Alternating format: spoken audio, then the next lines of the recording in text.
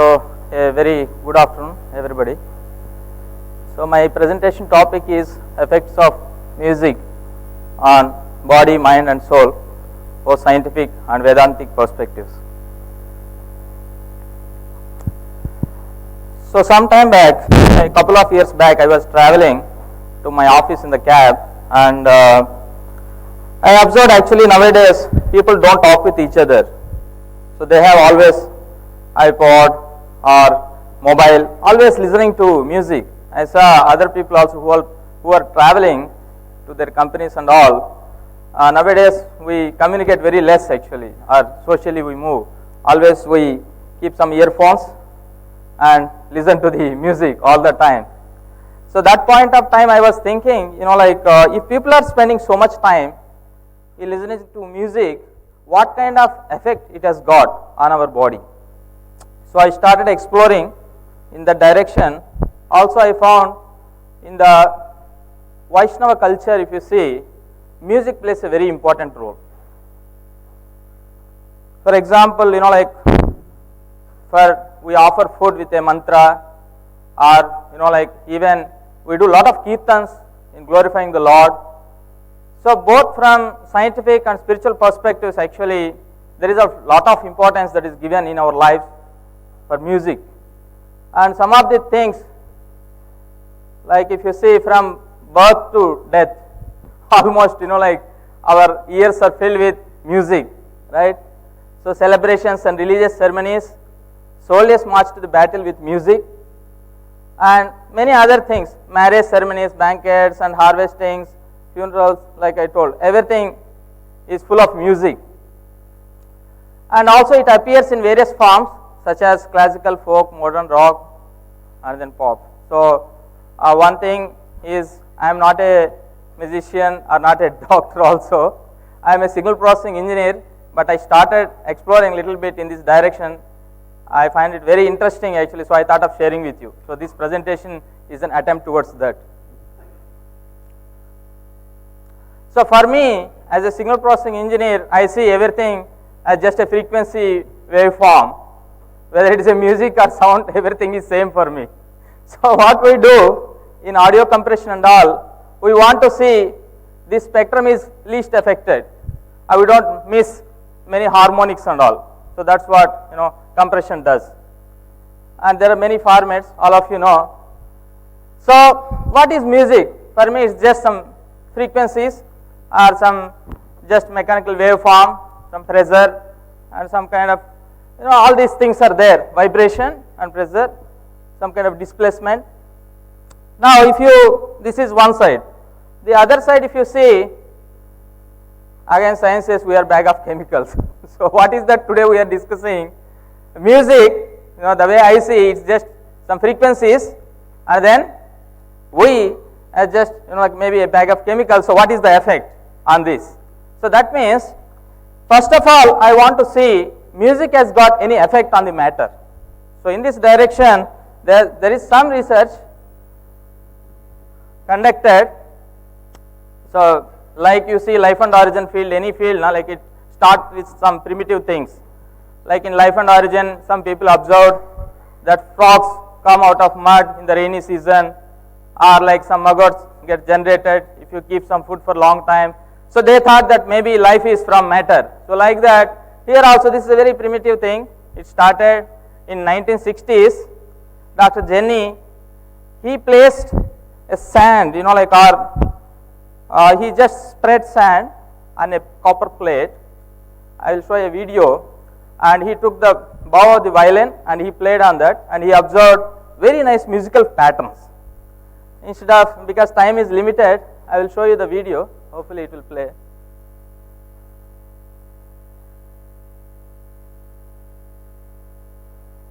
I think it's not playing. Okay, yeah. Chladni discovered that when he spread sand on metal plates and then vibrated the plates with a violin bow, the sand arranged itself into patterns. Different geometrical forms appeared depending on the vibration produced.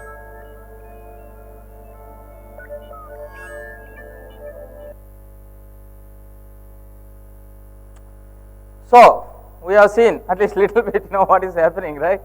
So some effect of like music is there on the matter or sand here. And then he is another great scientist who has written many books you can go through. Very interestingly, he has observed that if you take water and then freeze it and form the crystals, then the water that is pure in nature, maybe we have chanted some mantras or we played a nice music in front of water, it's a holy water, then he forms the crystals, okay, and then he will see what is the structure, okay, he will try to picturize these crystal structures. And then dirty water he takes and he freezes, and then he does the same thing, and he observed a lot of difference. Actually, the crystals formed with dirty water, they are disfigured, but whereas with pure water they are having beautiful structures. So I will see some of the pictures like this. But one thing I want to tell here, it's not a double-blind experiment, and he is not revealing the exact process also. So there are some critics actually, some criticism is there, okay. But still, he is very popular. He is from Japan, and as I told you, if you are very interested, you can go through some of his books, Hidden Messages in Water and the Healing Power of Water. So what is the message he is conveying? If you see, we are healed, how? Because we are having water in our body also, almost 70%. So he is telling we are healed when we listen to music, perhaps because the water in our body is healed by listening to the music. So these are some of the words from him. And then this is another interesting thing. So this lady Thompson, she has conducted a lot of experiments on the human voice. First of all, we see the human body emits a lot of radiation, especially when I was working in thermal imagery in a research lab. We cannot see anything in the visual spectrum, but infrared spectrum you can see this radiation from the body. So you can capture with a thermal imager. So it will display the thermal gradations, not the visual pictures. Okay. So, so these thermal gradations are there, and there actually again some kind of frequencies. So what she has done is, she has taken this radiation, whatever is coming from the body, and she has seen the frequency spectrum, and we know there are 12 keynote frequencies in the body, like means this is Western musical, like you can see this chromatic musical scale. So this goes like this, okay. She observed that around the center of these frequencies there is some kind of symmetry, or it is getting mapped to these frequencies, these 12 keynote frequencies. And she simplified saying that actually our voice anyway contains these frequencies. So when somebody is talking, you can get these frequencies, frequency spectrum, and if you map it, okay, that's called voice bio, very famous, and you get a print, frequency print or voice print, and from that you can see if there is any imbalance in the body, because this is getting emanated, this radiation is coming out from many organs. So assessing the heavy, normal and weak areas of a voice print can help recognizing the imbalances in various areas of the body. The frequencies are balanced by listening to the missing notes as musical notes. And this is her find. Next. Oh, nobody. And this is another interesting thing.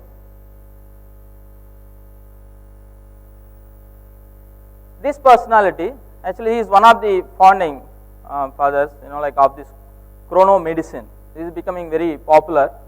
So what they say is, in the environment there is a rhythm, okay. In the nature there is a rhythm, and everything moves in cycles, okay. And also in human body, like I have given here, there is a kind of rhythm. There are many cycles that goes on. For example, some are mentioned here, okay, menstrual cycle or circannual. Per year there is a cycle, neural rhythms, and then cardiac rhythms, our heart is beating.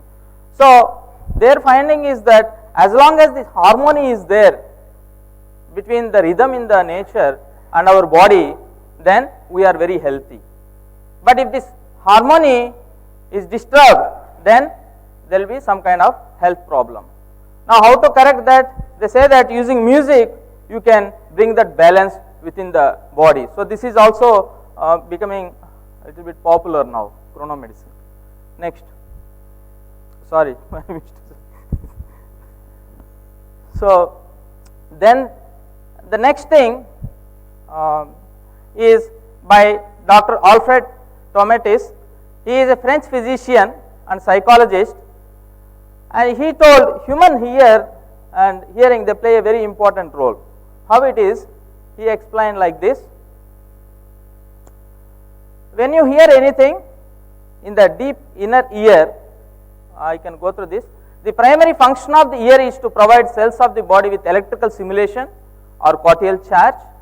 The cells of cortex deep in the inner ear. So this one. Okay. A cochlear vestibular area transforms sound waves into electric input, right? And the charge of the energy obtained from the influx of various impulses reaches the cortex of the brain, and then it gets distributed throughout the body, toning up the whole system and imparting greater dynamism into the human being. That's what he says. Okay, so this is how the music can influence us. Okay. That is his point.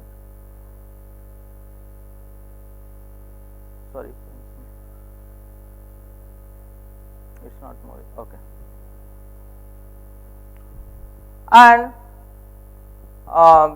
in his paper and book, he refers to one case study, that is some of the monks, okay, in the Benedictine monastery in France. This really happened, it seems. After Vatican II, the monastery had eliminated the traditional chanting. So they used to chant every day, like so many prayers and all for almost 8 hours. Okay. And after Vatican II, they have eliminated this traditional chanting because they thought it can be used for more constructive means, for doing some service and all. Following this change, 78% of the monks began experiencing poor sleep, fatigue, mild depression and other things, and they visit so many doctors. Why this is happening, they were not able to find out, and finally they come to this Dr. Tomatis, and he evaluates the situation, and his observation is it is because of audiologic deficit created by the loss of healing and energizing tones found in chanting prayers. Then he asked them to reintroduce this, and then within 6 months of singing and listening to chant, almost all the monks experienced complete physical and emotional healing. So he conveys this. So that means definitely hearing, like musical chants, all these things have got a lot of effect on our body. Now I come to the next section where, if you consider human body as a system, what will be its response when the input is music, when we are listening to music? So first, the EEG signals, if you take from the brain, they say that there are many alpha and like beta like waves appearing more when somebody is listening to music. So I have given in my references actually in the proceedings, because time is limited, I cannot get into everything. So majorly like you get into this, like, so when you are listening to music, so that means more deeply relaxed, like, and you feel fresh. So all these symptoms. So in that way, musical activity is changing the EEG. And also there are many other things observed: the heartbeat, pulse rate and blood pressure, and respiration. Slow breathing happens and allowing the mind to calm down, and music also reduces muscle tension and improves body movement and coordination. So these are all various papers. I have given many references actually. Body temperature and stress related hormones, this is very important. Listening music increases endorphin release and decreases the cortisol levels, so that helps to reduce stress levels. Music can boost the immune system. Music promotes metabolic efficiency, and music exposure enhances human cognitive performance. So these are all different studies happened already and happening also in various universities on music. And music as a medicine also, like if you see many things, people who are suffering with many diseases, definitely we can see improvement after they listen to the music for a long time. For example, here this is called autism, where a person, like brain and actions are not much coordinated, and then Alzheimer's, old age people especially, we forget, suppose you go to market and you forget why you have come to market. So, and then crisis, a trauma situation, definitely like music will improve the stress reduction or increase the confidence. So, this helps to reduce this. And then young children, there are many studies, they say that people who are practicing music from childhood, maybe just after 5-6 years, they have got definitely better intelligence and other capabilities. But some are like, some papers, they are not very scientific, and definitely some criticism is also there that they are pseudo-scientific and all, but we have to, like selectively choose those things. And now I will come to Vedantic perspective of sound and music. So here the sound in our Vedic literature, if you see, and many other religions also, sound is really, like is the basis for the entire creation, and from sound comes all the knowledge. So that's how sound is very much glorified. And Omkara, you can see the Samaveda and other Vedas also, there is so much description about this Omkara, Pranava it is called famously. So in one of the literatures, Bruhaddeshi, so this Matanga Muni, he says, there is no song or music without nada. Nada means sound, sound vibration. There are no musical notes without nada. There is no dance without nada. The world is filled with the essence of nada. And this is Brihadaranyaka Upanishad. His utterance, the universe came into being. So universe comes into existence or gets manifested by Omkara. And in Chaitanya Charitamrita, this is a book from Gaudiya Sampradaya, there it is mentioned more clearly, Pranavaye Maha Vakya Ishwarera Murti Pranavahaite Sarva Veda Jagat Utpatti. The transcendental vibration Omkara is the sound form of personality of Godhead. All Vedic knowledge and this cosmic manifestation are produced from this sound representation of Supreme Lord. To throw more light on this, actually Shabda Brahma was imparted or vibrated by Krishna to the heart of Brahma. So it is stated in Srimad Bhagavatam, Tene Brahma Hrudaya Adi Kavaye. So from the Supreme Lord, actually Adi Kavaye, Brahma gets this knowledge through flute sound. And Brahma utters a different sound for each planetary system, and his engineer Sri Vishwakarma creates the planets according to this sound. So Brahma received all the Vedas, and also he is doing like all the secondary creation using this sound vibration, Omkara. And in Western countries or Western music, we don't know how it has got originated. People say that few centuries back it came into existence, but here you can connect it to divine. According to the Vedic scriptures, everything present in this material world is a perverted reflection of the spiritual world. This is from Bhagavad Gita. Urdhva Moolam Adashyakam Ashwatta Prahuram Avyayam. Ashwattam Prahur Avyayam. So that means these things, whatever we see, the fine arts, they are actually existing in the spiritual world. It is said in the scriptures that in the spiritual world, whatever they speak is a song, and the walking, whatever normal walking, that is like a dance. All the fine arts, including music, have their origin from the Supreme Lord. Samaveda, one of the 4 original Vedas consisting of musical settings of the sacrificial hymns, is rich with beautiful songs played by the various devatas or demigods. The 7 musical notes, what we know, Sarigama Padanisa, used in musical instruments originally came from Samaveda. And Srila Vasudeva taught the Samaveda mantras designated as the Chandoga Samhita to say Jaimini, and from him the message was passed down to the disciplic succession. So in that way the music has got divine origin according to Vedic literature. And music has got its various forms, is present in various forms as source of entertainment, definitely. This is also given in Puranas, that in the heavenly planets and in the material world, yes, it is used for entertainment. That is one form, it is present. But as a healing aid, practiced in Ayurveda as Raga Chikitsa since ancient times. Now this is becoming more popular. I said there is an institute in Chennai, and they are also doing a lot of research into this. So there are many ragas which can be played and which can cure certain diseases or ailments. As a means to purify consciousness, this is very important.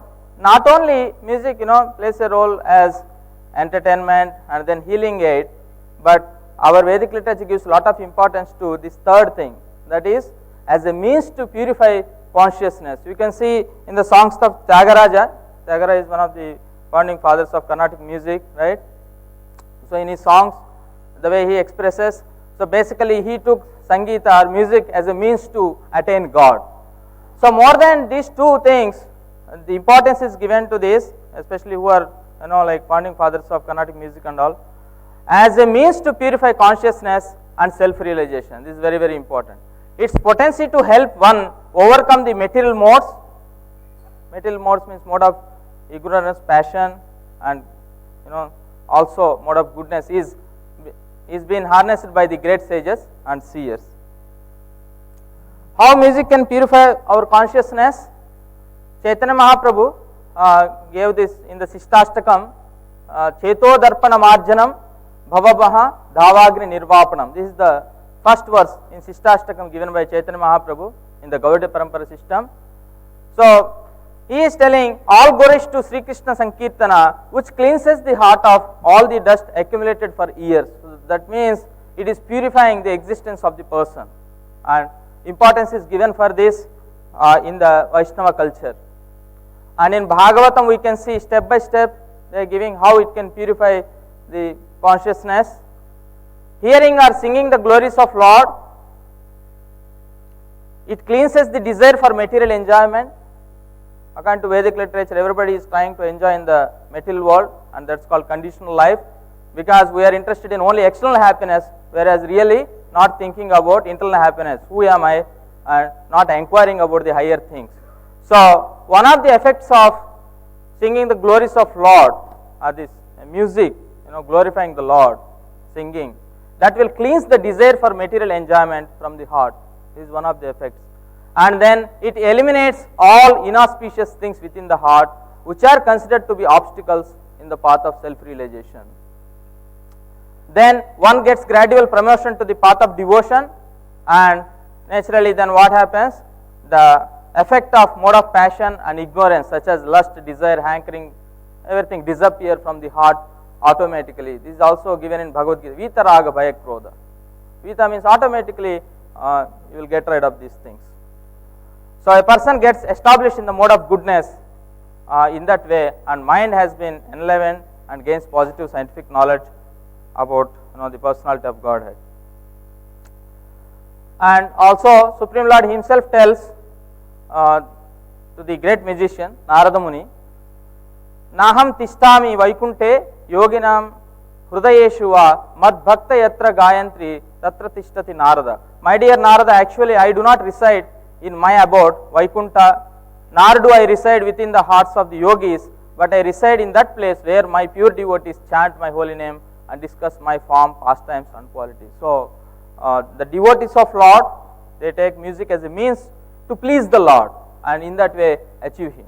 So this is a higher thing that we cannot see much in our scientific endeavors, and these are the great personalities who could please the Lord by music. So in that way what I want to convey here is, it's not that music is just for entertainment, but our Vedic literature gives this as a means to attain self-realization and achieve God.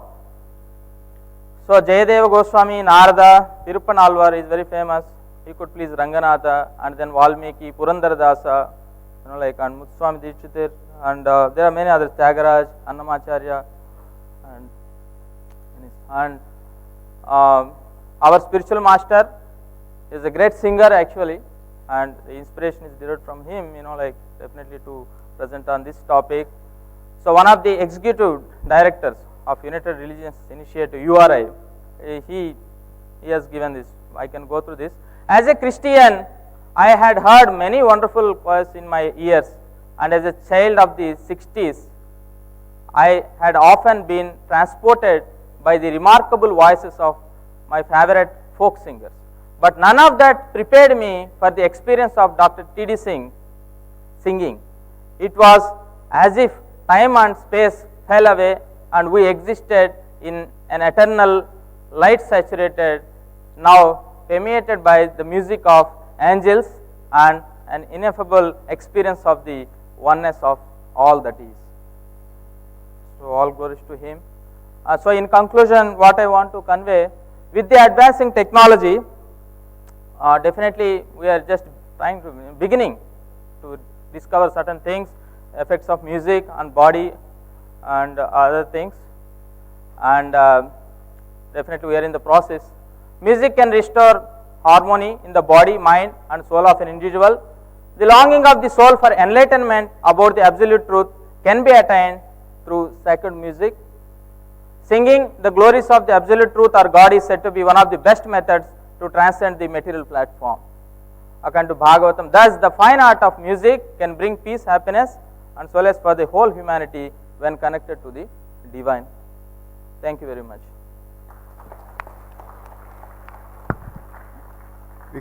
We can have a small period of maybe 5-10 minutes for questions, because there are only 2 talks in this session. So let me invite questions from the audience or comments.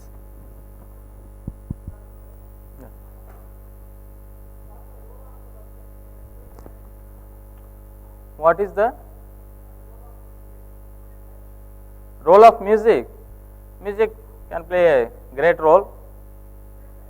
Yes, in student life also, if students can listen to good music, actually the research has not progressed so much to tell what type of music you should listen to, but there is some kind of research where they say that slow music, okay, or some ragas you can listen to, okay, from Ayurveda and all. But like I given more description from Vedanta, according to that, it really affects the consciousness of the person.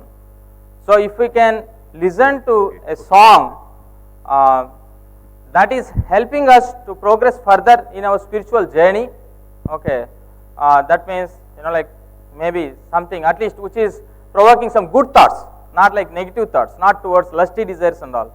I hope it will help the student, to progress further in his journey. I like to have one comment. Yes. Actually, there are things which are available. I mean, I just had Professor Prabhat Ranjan. He is the director of TIFAC.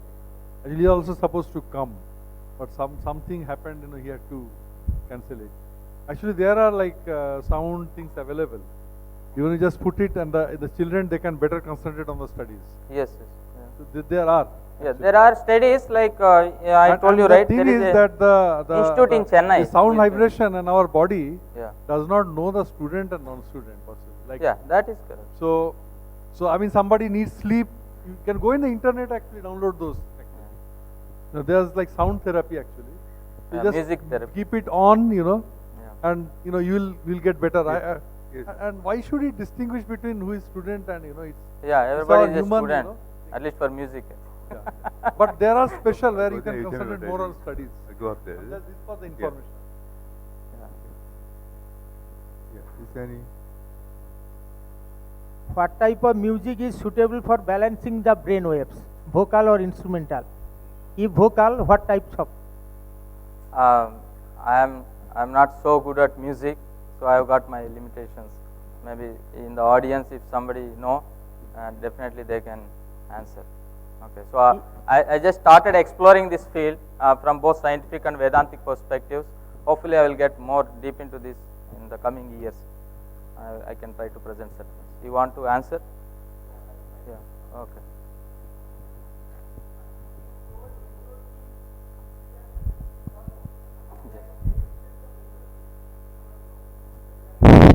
Is there? I think cortisol and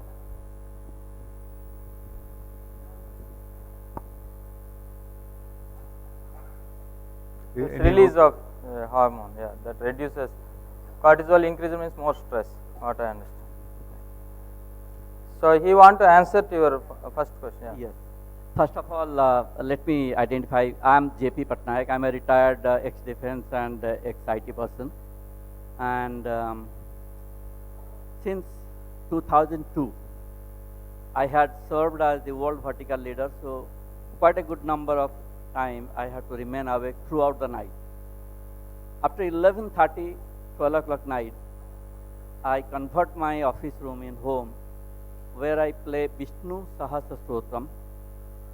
There are many of those things I play in a particular volume, and it keeps my energy level and my faculty, my intelligence, and my operating level constant all the way up to morning 7 o'clock. Many conference calls, many interactions take place, and I have debugged and I have designed complicated, complex designs in software during that period. The only downside is, after I shut it down, I have to sleep for 3-4 hours. And also, I noticed there used to be in the professional field the challenge meeting for which you have prepared. Vishnu Sahasrastotram pacifies you, makes you to forgive or to beg forgiveness. But when I listen to the Chandi and Kali and Durga Strotam, it keeps my faculty at the same level, but keeps my anger alive till I meet the guy in the conference room. So in Ayurveda, these are some of the things that are given. These are the ragas, and we can use those ragas to cure some of the ailments. So this is more authentic, and also as I told you, there is a institute in Chennai. They also started doing some research. So this field is evolving. So we may not have perfect answers for certain things actually. So I We have take a one more question question because there's. here. You saw that told that music had some effect. Music had effect on sand patterns. Yes. So, like I wonder if effect of music had been observed on people with hearing disability. People who cannot hear properly, who cannot appreciate the audibility of music. Has any experiment been done on them to see the effect of music? At least I have not come across such kind of paper actually. Yeah.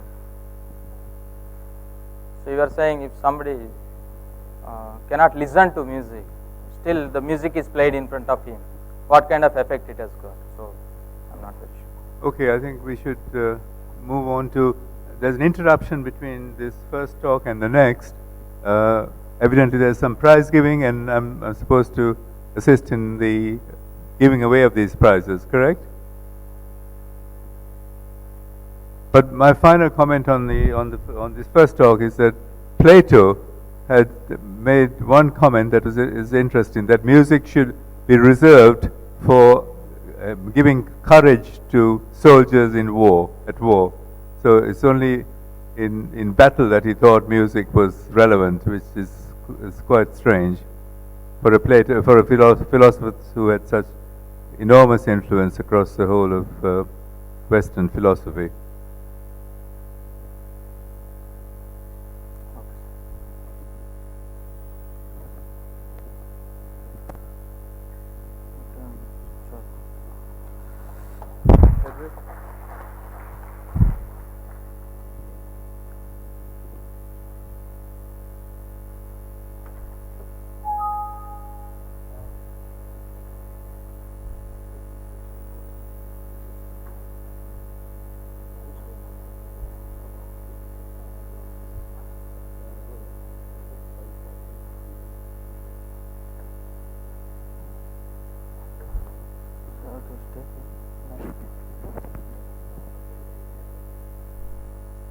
Before the second talk of this session, we'll be having a prize distribution for the All India Students Essay Competition entitled Humility in Science and Spirituality, Concept, Examples and Importance of Humility in Scientific Temper and Spiritual Tradition.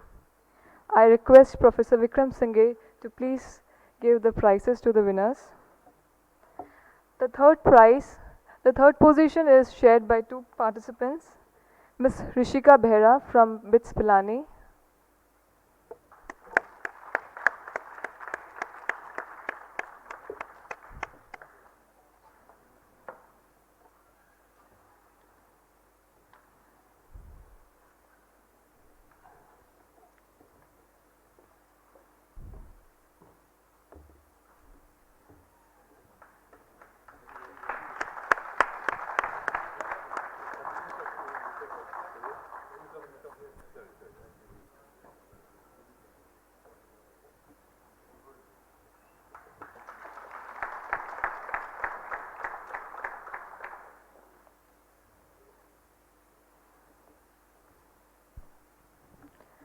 Mr. Srinivas Deshikan from IIT Madras.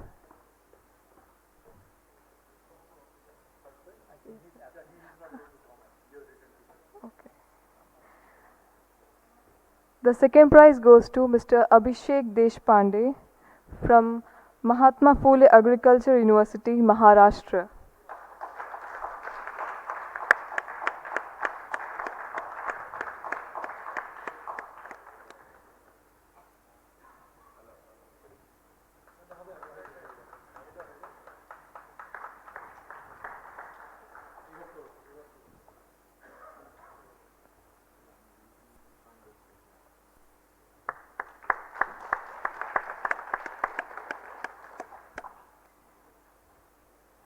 And the first prize goes to Mr. Alokya Raj, Pratiksha Major Seminary, New Delhi.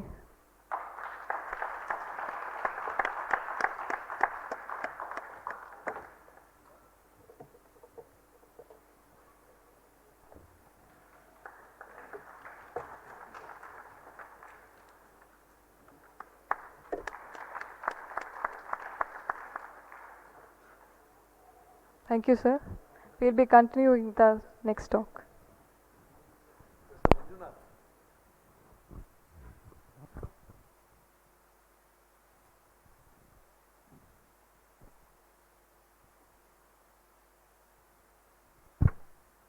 Okay.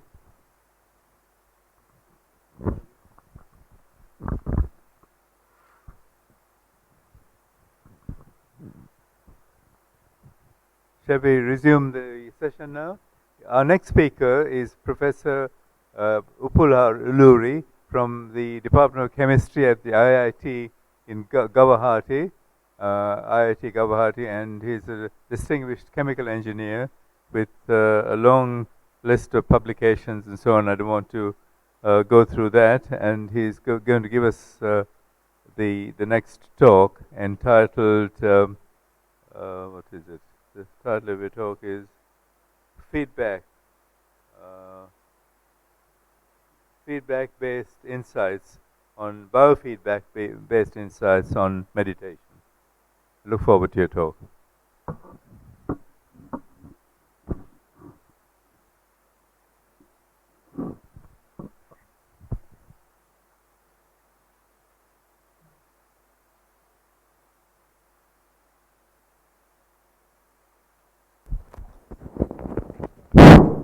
Okay, good afternoon.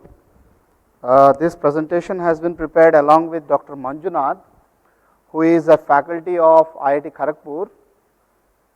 As Deputy Director of IIT Kharagpur has conveyed, there is a Medical Science and Technology Center in IIT Kharagpur, so he is Associate Professor in this department.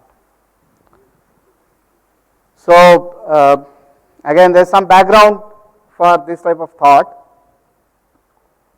While I was casually browsing the net, one day I came across a magazine of I think Time or something, I don't remember, I'll just load the slide, in which the first paragraph says like this, that in the near future the doctor may just say, take a japamala and just chant.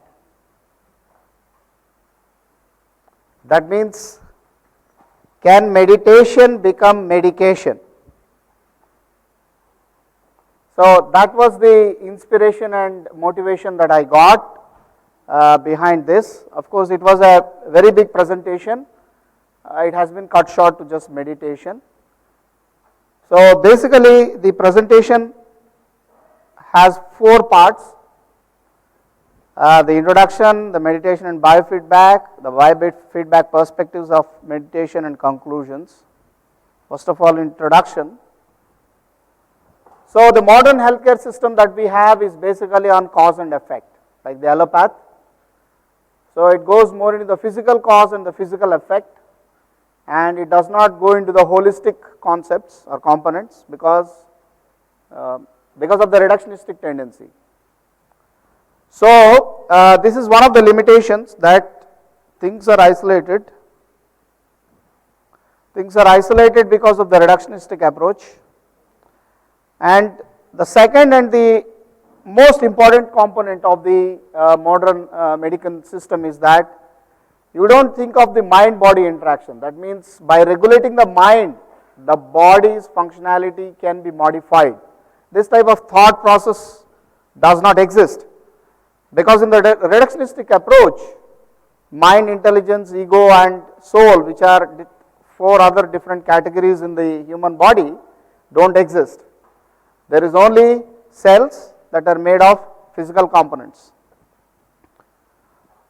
And the second issue is, the main problem in the cause and effect is that it becomes highly complex to look into the combinatorial effect. I can just give you one example, like gene therapy is not allowed. Why? Because the gene therapy it triggers something like immunoresponse, and one patient died because of wrong selection of virus and all. So it is not universal. So there is an ongoing research in the allopathic framework to have a universal medicinal system, but that again boils down to the reductionistic approach. So we go in the other way around, that is triggering the impact of the stabling mind, that is through meditational purposes. This is already there in our Indian philosophy. Yoga, it is very famous in yoga. In yoga there are 2 systems. There is Bahiranga Yoga, there is Antardhana Yoga. What we all see in today's world is Bahiranga Yoga, but as one progresses in yoga, one goes into the Antardhana Yoga, that is the inner aspects of the psycho or psyche. So just to have a good as a summary of the presentation, so what do we do in meditation is that we focus on a particular object. It could be mantra, it could be breathing, it could be some internal energy, it could be some sensation. Like in mantra meditation, we take a japamala and we chant, and in mindful meditation the mind just focuses on what it is thinking more and more. In the yoga you also have breathing exercise like pranayam. So that's what in the mantra meditation, the famous mantra meditation is of course Hare Krishna mantra in the recent days, but in the early days it was the transcendental meditation that was popularized by Maharshi Yogi. So there are different approaches. You can sit, you can close your eyes, it's personalized, it is personalized like in the transcendental meditation. The breathing is not considered active component, but the mantra is the most active component that one has to look into.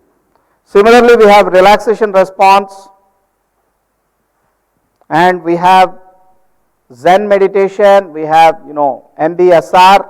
So there are different approaches and different methods that are available. Yoga and Tai Chi, all these are very famous. So I will not go into all these. I will go more into the core topic that we will be presenting today. First thing is, what is the biofeedback experiment? First of all, it is a known fact that we cannot understand consciousness through the modern instrumentation, because the modern instrumentation in the physical domain. So I have given one small slide to convey this concept. Like there is a philosopher called Nagel, and he wrote an article like, what is it to be like a bat? Now why he says bat is because bat does not move by looking, bat moves by making sounds. So the type of conscious experience a bat has would probably, we would know about it if we don't have eyes and if we move by making sounds and listening back to the sounds. But the most important thing that Nagel has conveyed is that if I try to become a bat, I lose my experience as a human being. Okay, so my conscious experience as a human being is lost, and only my experience as a bat is being gained. And once I come back to human, the experience of a bat is lost, and I don't have access to it. So this is the subjectivity of the experience, and there are nice examples, like in the life of Shankaracharya, it is being stated that he did Parakaya Pravesam, and he moved into the body of a king, and he had to be told that please come back to the body of the sannyasi. So what it means is that once we go into a particular subject, then it is very difficult to actually come out of it. So same is the case with meditation. Meditation is different levels of consciousness, it drives you into different levels of consciousness, consciousness is evolving, and as we evolve into different levels of consciousness, it is very difficult to recall in what states we could have been, because there isn't any, measuring instrument other than our memory. And when we meditate, our memory, to what extent it is active, no one knows. So therefore, the scientific insights that we can have is probably, we can just measure some of the physiological parameters and the psychological parameters of a person, and that's what we call as a biofeedback. That is, we measure the states of the brain, or we measure the blood pressure, or we measure different components that can be physically measured using medical technology instruments. Most famous instruments for medical technology are the EEG and fMRI for the brain. Okay, the EEG will enable us to understand these alpha, beta, theta and gamma waves, delta waves, and the fMRI enables us to understand which portions of the brain are actually activated during an activity. So fMRI is like a very good instrument which has given a lot of insights in the recent years. So the first thing is meditation should have some scientific basis. If it is properly done, which is mostly done by a Guru Sishya Parampara, the Guru makes the Sishya to understand how to meditate, not that someone likes to do meditation and closes the eyes and meditates. So there are possibly no side effects or adverse effects as we would have in the drugs. Of course, there can be some adverse effect of meditation, but when it is not done properly, but that is the case for anything in this world. And then we have a psychological impact, a physiological impact, we can reduce the stress, blood pressure, and the psychological impact is we can drive positive emotions. So all this will be now covered in the next portion, which is the main topic here. So way back in around 95, this type of data has been gathered about the physiological effect of meditation. The type of meditation that people look into is called relaxation response, which is a standard meditational program that was famous in the US. So it was analyzed that the oxygen consumption reduces, and the CO2 production also reduces during meditation. This is because the cellular metabolism is being retarded. Then the respiration, of course the respiration rate reduces and the oxygen concentration remains fairly constant.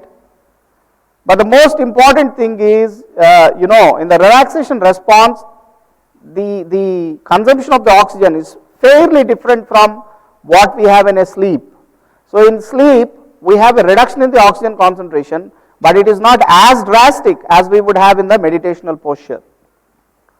So this is the most important contribution of meditation. Like someone who meditates, they may not even sleep. I mean, there are cases in India where we are told that a person just sleeps for an hour in the whole day and is not at all stressed. So this is what is the power of meditation, that it can make someone behave like a normal man. And of course, there are some studies, of course all these studies are mostly done with the Transcendental Meditation Group, because this group became very famous in the US and many scientists have shown interest in this. So meditation reduces the blood pressure also. You can see there is a control group here and there is a meditational group, and there has been drastic reduction. So the Transcendental Meditation Group had a lowering of the blood pressure. And the most important thing is they also calculated the aging of a person, and they found that one who does long-term meditation is about 10 years younger than someone who does not. So one who does short-term meditation looks to be like 2 to 3 years younger than the one who does not. Now this type of studies have been done in the US. Now this is what I have read in 2003 Time magazine. The title is Science of Meditation. So you go back, you can refer to this article in the net. So nice pictures have been given, I am just presenting them. So what exactly happened in the brain? It has been analyzed by this EEG, fMRI and all these instruments, CT scan and all those. So it has been found that during the meditation, the parietal lobe activity, it goes down. And now parietal lobe is responsible for processing the sensory information. That means during meditation, the brain is no longer ready to take any information it is gathering from the senses, that actively that as it used to be. Then the frontal cortex tends to go offline. Now frontal cortex is responsible for reasoning, planning, emotions and self-conscious awareness. So the awareness concept goes away. That's what I have been telling, the memory component. I mean the memory the memory that we recall in meditation need not be in the time scale that we are presently having. It could be in a different dimension. Then thalamus. So the thalamus is a gatekeeper of the senses. So any signals that are coming to the thalamus, they are being reduced.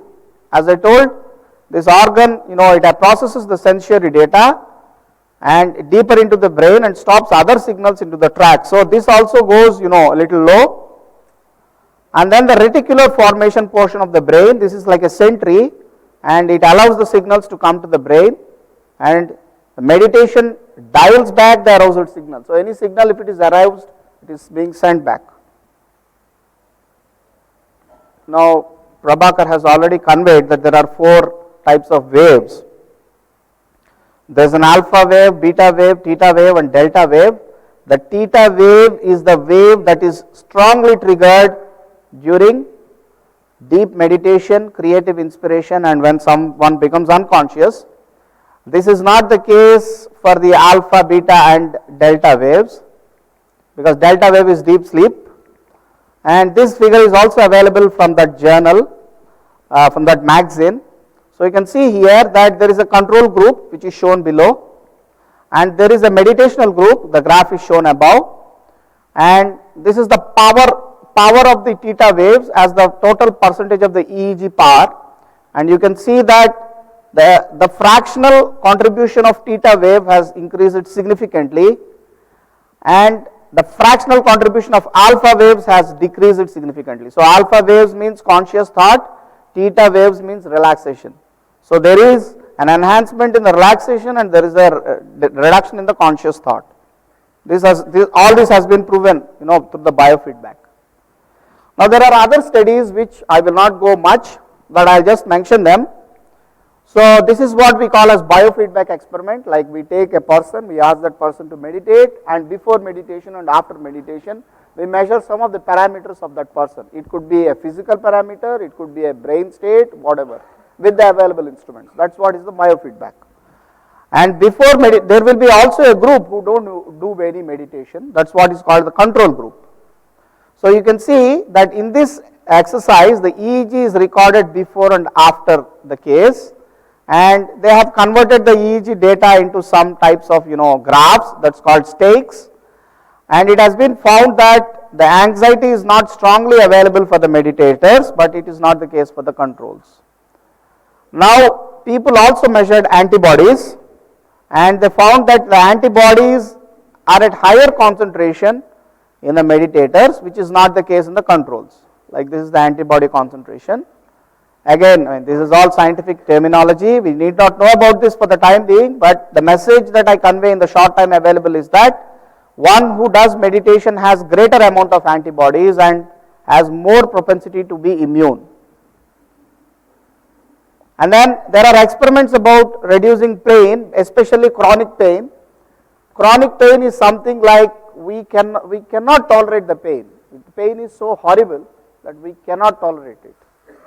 And people have observed that those who meditate, they have more patience levels, somehow they have more patience levels to take up the pain. So this is, induced pain that has been, brought forward using a scale. So how the pain is being induced, maybe they will bring a hot element near to the body and they will just measure the time till which they can actually withhold the pain. Pain will start coming and then that person will start moving the hand. So that when the hand is moved, that can be measured by the visual analog scale, you can measure the position of the hand. So these type of experiments are being done because, as I told, consciousness cannot be measured or understood to a fullest extent, but the effect of consciousness on the physical components, it can be understood to a lot. And therefore, they found that the pain intensity reduced by 40% and unpleasantness reduced by 57% for those who are doing meditation. Now, there are people who are resting also, but for them it did not reduce drastically. Only for those who are doing meditation, it reduced drastically. Now, these are like recent papers. In 2011, this is the paper. So, they analyzed it using fMRI, the states of the brain, like what exactly happens in reducing the pain. I mean, how the brain is reciprocating to reduce the feeling of the chronic pain or the pain that we experience when something is not going properly with our body. They found that these mechanisms do not happen in one portion. So when pain occurs, you see there is a portion that gets very heavily activated,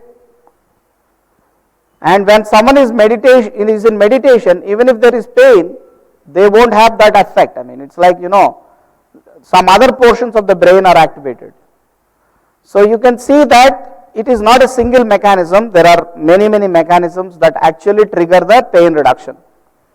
So this analysis has been done recently in the Journal of Neuroscience.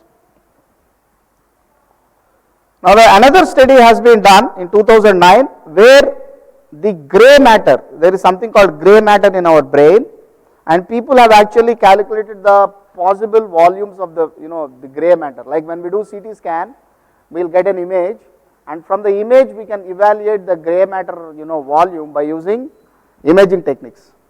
So that type of approaches people have done, and they found that those who do meditation, they have more gray matter, and those who don't do meditation, they have less gray matter. Now less gray matter means more brain aging and less cognitive capability. And there is also something called hippocampus volume, and the hippocampus volume is also indicative towards brain aging. That means those who meditate, they have larger hippocampus volume. Like you can see that they have larger volumes of the hippocampus for the meditators. This is not the case for the controls. So large hippocampus means more time for the neurons to get preserved, and again less aging. And people have also measured cortical thickness. So the cortex thickness is also indicative towards the ability to retain chronic pain. So some data is there. You can see depending on the hours of meditation, the cortical thickness is increasing. But you may say, sir, why the data is very distributed? The answer is very simple. No two persons can meditate in the same way. Everyone is a different person. Therefore, every data will have its own existence. So there is a significant amount of standard deviation here, but they have given a small correlation here conveying that if you meditate like this, your cortex thickness will go like that. Now the cortex thickness, as I told, the more the cortex thickness, the more someone is able to withstand pain, the pain that is induced. So this is what is the experiments that they have done. They have used a hot element and they have increased the temperature of the hot element gradually, and at some point of time that person can no longer bear the heat because the pain starts coming in the body, and exactly at the time they start moving the hand. So this is the maximum allowed temperature for induced pain, and you can see that those who are meditating, they can go up to 53 degrees, which is not the case. Those who don't meditate, maximum they go up to 50. So 2 to 3 degrees extra, 2 to 3 degrees equivalent pain bearability is there in those who meditate. And these are pretty good researches that have actually been started recently. Like people have studied whether meditation induces any genetic expression variation. There's a beautiful paper by Dusak, and I've just given these. Okay, so basically they found that those who meditate, there is a variation in the genetic expressions. So what they did is they considered 3 cases: long-term meditational group, there is a control group, and a short-term group, and they found that there is a significant alteration in cellular metabolism, oxidative phosphorylation, generation of reactive oxygen species, and response to oxidative stress. So these genes have been analyzed, and it has been analyzed that one who does meditation, they have more susceptibility to withstand the oxidative stress. So therefore they concluded that cellular damages to chronic psychological stress, it can be counteracted. Now there has been one study by another group who tried to give meditation to HIV patients. Now in HIV patients you have these CD4 lymphocytes, and the HIV virus attacks the CD4 plus lymphocytes, and they found that those who underwent meditation, this CD4 lymphocytes concentration is high, whereas those who did not, the CD4 lymphocytes have reduced drastically. So they are saying that meditation can also reduce the HIV progression. And then there have been studies about this ADHD disease. ADHD disease means people don't have attention. So some students have been taken who don't have attention in learning things, and then they have done a test like before what is the ability for writing alphabets, and after meditation what is the ability to writing. So they found that they have better perception. But again, this is the data that has been gathered on transcendental meditation. And some data has also been generated by some other group that convey that meditation actually does reduce social problems like crime and all. So some crime related data has been gathered, but that's not a that's a social sciences aspect. Now coming to the cause, which is of course the most important thing. Many people think that in meditation you don't need any cost. That's not correct. Until someone comes to the practice of the meditation, someone should be trained, and of course the counselors have to be hired, psychiatric counselors basically. So they found that the cost of meditation, it reduces at some point of time. So initially it is very high, but once the person gets habituated, then the psychiatric counseling is no longer required, and therefore the cost of the medication also reduces. But that's not the case with the reductionistic approach. In the reductionistic approach, you have to continue using medicines even if you have passed it through 5 years or 10 years. And they have also compared the treatment expenses, and they found that the meditational program is relatively cheaper compared to using medicines for hypertension patients. So now I come to the conclusions. So you can see that meditation has both effects, both on the psychological part as well as the physiological part. First thing is it will regulate the breathing, it will vary the blood pressure, cholesterol and aging, and it will give better immunity, and psychologically you have better memory, which is very much required. Like one gentleman asked about student life. Memory is very important for the student to perform. So this is one good thing that students can take up meditation. Increased productivity, since we don't get stressed out regularly, we can work a lot. It is being said by one gentleman that Lord Jesus, he only slept 2 hours, and sometimes he may not have even slept, but he made it sure that every day he was praying, the fixed number of hours that he was always praying. So what to sacrifice, what not to sacrifice? We think that sleeping gives us relaxation, but if we are habituated, meditation gives us better relaxation than sleeping. Reduces stress hormone, reduces our addiction to drugs. Like we think drugs can solve our problems, but at some point of time we become psychologically strong and we think drugs are not required. And of course, it also increases our creativity because we are not thinking about something, so brain is blank for some time on the worldly issues. So once we give a break, then we can revisit the problem better, and therefore we have better chances to become successful in the problems that we take. Of course, it all happens at a less cost. So now I end up my talk with the statements of famous doctors, like Paracelsus, the doctor. He said, the art of healing comes from nature and not from the physician. Therefore, the physician must start from nature with an open mind. Similarly, Edison is famous. He says the doctor of the future will give no medication, but will interest his patients in the care of the human frame, diet, and in the cause and prevention of disease. And finally, Stromberg, an astronomist, has predicted a time will come when science will make tremendous advances, not because of better instruments for discovering things, but because of few people will have at their command great spiritual powers which at present are seldom used. Within a few centuries, the art of spiritual healing will be increasingly developed and universally used. Thank you.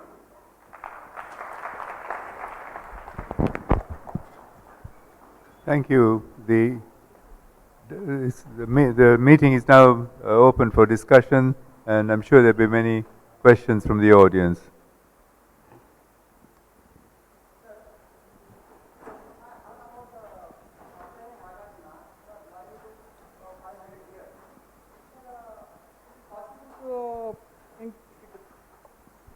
Sir, I heard about Acharya Nagarjuna. He was alive 500 years. Is it possible to increasing lifetime through meditation? That's what is that slide that says, your aging reduces by 10 years. I put a slide there. Now this is a short term exercise.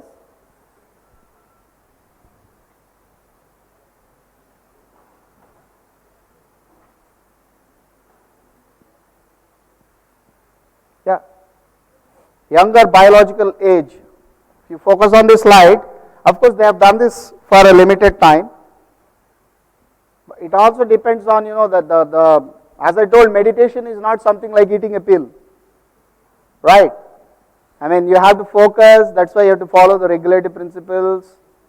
You have to become attentive, like Prabhakar was saying that what goes into the ear should be listened by the mind, or our conscious self, not by the mind, our conscious self, I'm sorry. So if you do that, then definitely yes.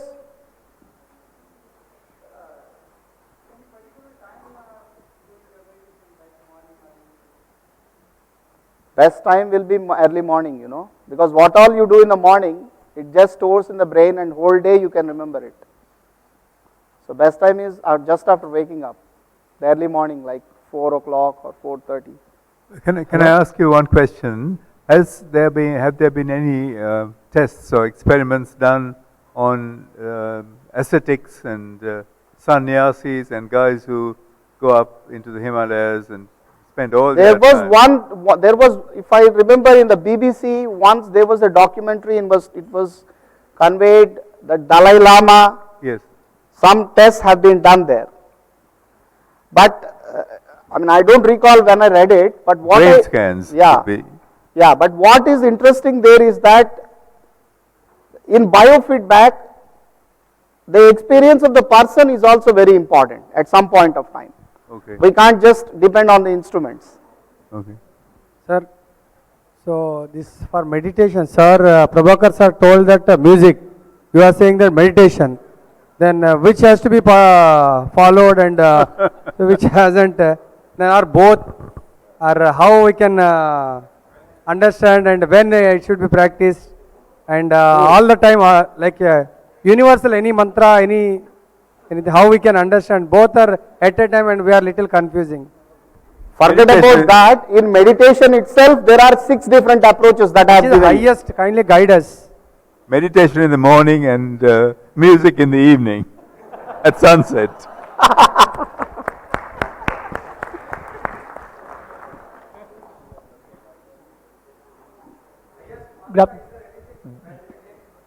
I mean, the way I understand is like this.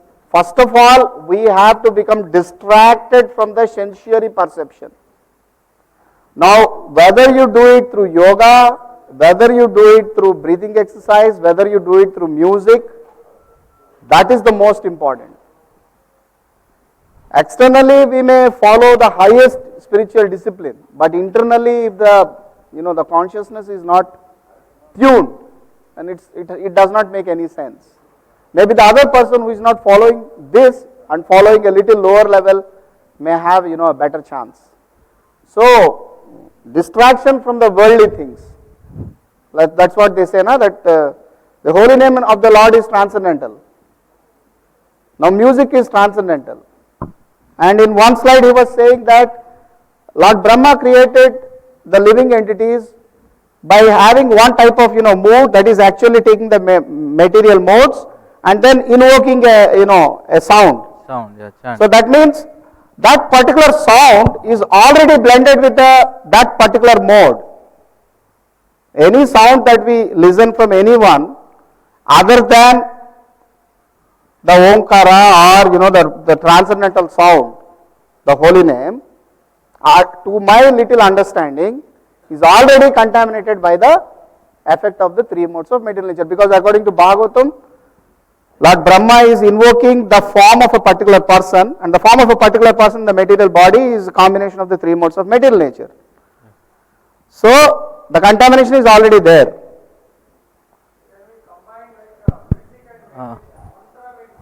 I will add little bit. Actually, you can combine both also.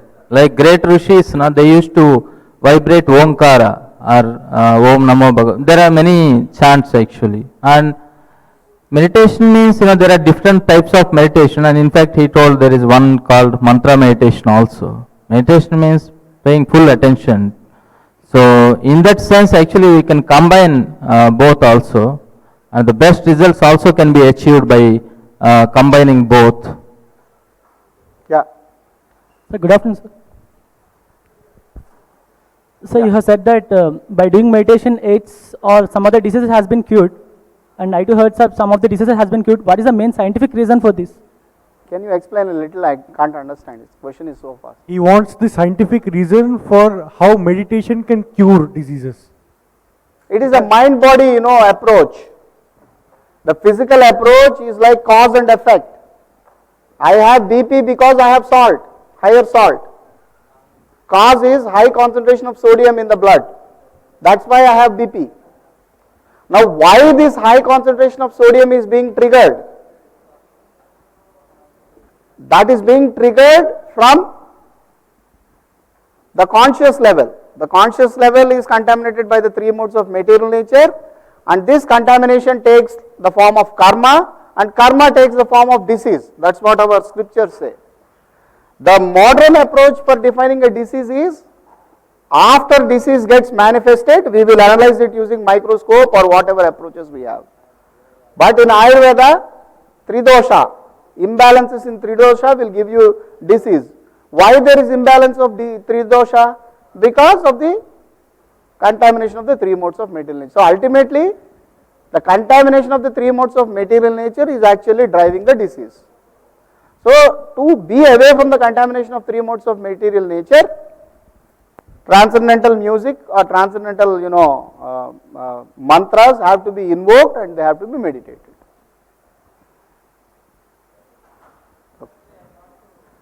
I want to add one thing. The same topic I also presented in Tirupati ASSQ. It's a very interesting topic. In the biofeedback, before meditation, see, there is a feedback mechanism. Like I want to, for example, touch this bottle. The distance between my finger and bottle actually is the measured parameter. So when I am approaching the bottle, I can see the distance between these two is coming down. So it's like we call adaptive filtering kind of thing, and you finally like the function what you are minimizing is the distance between these two. So in what direction I have to move my hand to really get this bottle. So in that sense, the biofeedback, you are observing yourself, the various biological phenomena, whatever happening at maybe minute level. and the gadgets that are available today will help you to notice those signals which are at micro or nano level actually, very low amplitude levels. So in that way you are, as a conscious person, you are involved in that experiment, you yourself. So in that way meditation also, you yourself can feel and you can see, you know, like how things are happening, how you are becoming more healthy. I have Okay, let's if there's, you want to. I have a question. Yeah, there's one Two more, questions, one more in question. fact.